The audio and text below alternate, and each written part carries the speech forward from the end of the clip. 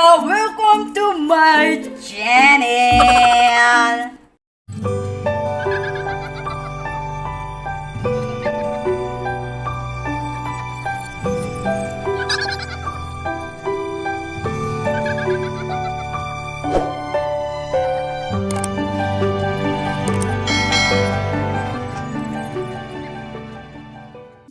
For today's video, ituturo ko po kung paano mag-join sa Google Classroom ni teacher, ni mom, ni sir, or ni guro. Ayun, daba.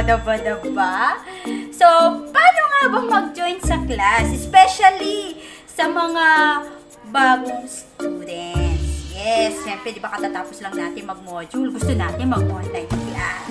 So, syempre, online class na.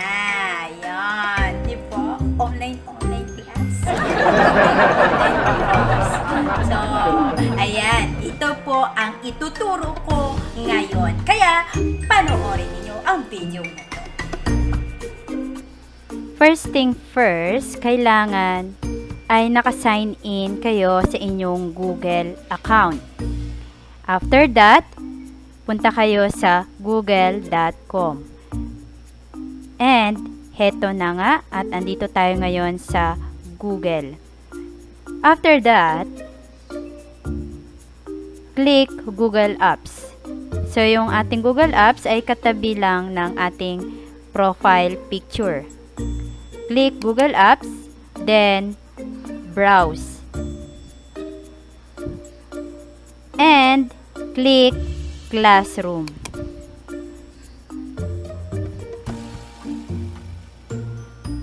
Next is click the plus sign. Then join class. Next step is enter the class code. So ask your teacher for the class code. Then enter the class code. So for example, our class code is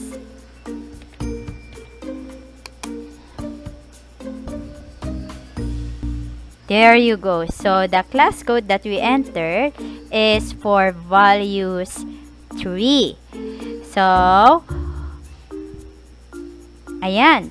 Pag na-enter na po natin yung class code, ibig sabihin po niyan ay tayo ay nasa Google Classroom na po ng ating teacher.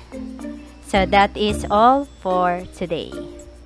So, I hope na may natutunan kayo sa video tutorial na ito.